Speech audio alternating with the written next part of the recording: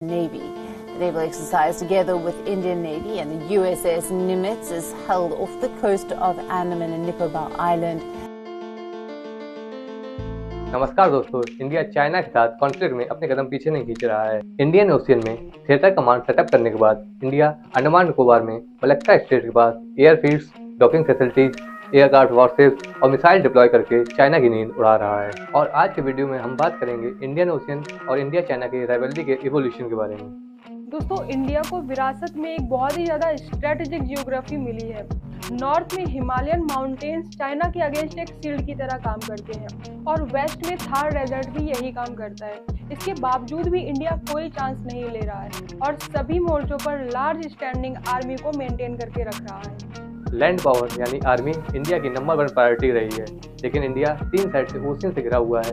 इसलिए कई कारणों की वजह से इंडियन नेवी का इंपॉर्टेंस बढ़ता जा रहा है, जिसके 3 कारण हैं। सी बेस्ड ट्रेड ने लैंड बेस्ड ट्रेड को बहुत पीछे छोड़ दिया है और इंडिया का ज़्यादातर इंटरनेशनल ट्रेड सी रूट से ही होता है। नंबर 2, प्रीवियस डिकेड से चाइना ने इंडियन ओशियन के आसपास फोर्ट्स और बेसेस जो कि श्रीलंका से जिबूती तक फैले हुए हैं एस्टेब्लिश करके इंडिया के लिए कंडीशंस को और भी ज़्यादा चैलेंजिंग बना दिया है, जिसकी वजह से इंडियन नेवी को अपने रिसोर्सेज को अरेबियन सी से कम करके वाइडर इंडियन ओशियन में लाना पड़ रहा है। Number 3, modern warfare missile difference के अराउंड रिवॉल्व करती है और इंडियन नेवी को न्यूक्लियर सबमरीन डेवलप करने में सफलता मिली है। इसकी अरिहंत क्लास सबमरीन इंडिया को powerful second strike nuclear options देती है। इंडिया के अलावा सिर्फ 4 कंट्रीज हैं जिनके पास इस तरह की कैपेबिलिटीज हैं। ट्रेड, सिक्योरिटी और चाइना ही ये 3 कारण हैं जिन्होंने इंडियन नेवी की इम्पोर्टेंस को बढ़ा दिया है। लेकिन दिक्कत यह है कि इंडिया को इंडियन ओशियन में अपने ऑब्जेक्टिव पूरे करने के लिए एक लार्ज नेवल फ्लीट की जरूरत है और यह एक चैलेंजिंग टास्क है।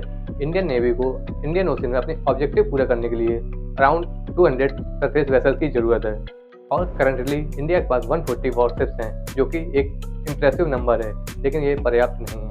As 5th largest economy India अपनी नेवल फ्लीट को एक्सपेंड कर सकता है, लेकिन इंडिया के पास और भी बहुत से खर्चे हैं और डिस्ट्रीब्यूशन ऑफ रिसोर्सेज एक चैलेंजिंग टास्क है, जिसकी वजह से इंडियन नेवी को पर्याप्त फंडिंग नहीं मिल पाती। इंडिया अपनी नेवी के लिए 15 ईयर मॉडर्नाइजेशन प्लान पर काम कर रहा है, जिसके अंदर 2015 से लेकर 2030 तक इंडियन नेवी को $8.5 बिलियन मिलने हैं। लेकिन ये प्लान कागजों पर जैसा दिख रहा है वैसा है नहीं। 2017 तक इंडियन नेवी को सिर्फ $3 बिलियन ही मिले थे और ये पैसे भी प्रीवियस साइंड कॉन्ट्रैक्ट्स में ही गए और इन पैसों से कोई नई परचेज नहीं की जा सकती। चीजें जिस तरह से आगे बढ़ रही है उससे इंडियन नेवी का मॉडर्नाइजेशन प्लान फेल होते दिख रहा है। इंडियन नेवी के पास वारशिप्स तो होंगे, लेकिन इतने नहीं होंगे जिससे चाइना के साथ हेड टू हेड जाया जा सके। दोस्तों, अब आप पूछेंगे इंडियन ओशियन में चाइना को टैकल करने के लिए इंडिया अब कर क्या रहा है। इंडियन ओशियन में चाइना को टैकल करने के लिए इंडिया स्ट्रेटेजिक प्लानिंग की ओर जा रहा है। ये इंडियन ओशियन में अदर कंट्रीज के साथ मिलकर एंटी चाइना अलायंस बना रहा है और ये चाइना की दुखती रग साउथ चाइना सी में भी अपनी रीच बढ़ा रहा है। दोस्तों, इन सबसे बढ़कर इंडिया के पास अंडमान एंड निकोबार आइलैंड्स हैं जो मलक्का स्टेट के पास सिचुएटेड, और अगर इन आइलैंड में इंफ्रास्ट्रक्चर डेवलप किया जाए और इनको मिलिटराइज किया जाए तो ये आइलैंड इंडिया के लिए गेम चेंजर साबित हो सकते हैं। मलक्का स्टेट से चाइना का 80% ट्रेड होता है, यानी जो शिप्स चाइना में माल ले जाते हैं और लाते हैं वो इसी रूट से होकर गुजरते हैं। और इसलिए अगर इंडिया इन आइलैंड्स को मिलिटराइज कर देता है, जो कि इंडियन गवर्नमेंट करना शुरू भी कर चुकी है, तो भविष्य में इंडिया चाइना कॉन्फ्लिक्ट की सिचुएशन में इंडिया चाइना के पूरे ट्रेड्स को ब्लॉक कर सकता है और ये चीज़ चाइना के ऊपर इंडिया का एक एडवांटेज साबित होगा।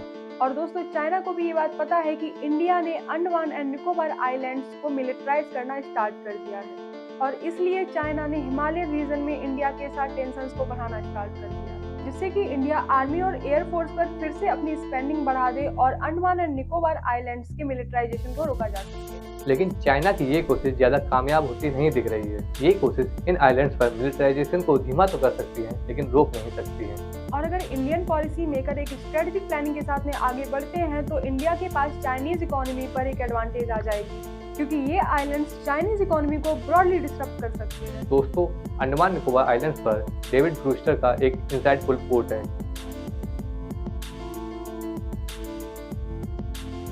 तो दोस्तों, अगर आपको ये वीडियो पसंद आया हो तो आपको ये वीडियो भी जरूर पसंद आएगी जिसमें हमने इंडियन इकोनॉमी के बारे में बात करी है। और अगर आपको ये वीडियो पसंद आया हो तो प्लीज़ हमारे चैनल को सब्सक्राइब करें, क्योंकि सब्सक्राइब करना आपके लिए बिल्कुल फ्री है, लेकिन इससे हमको बहुत मदद हो जाएगी।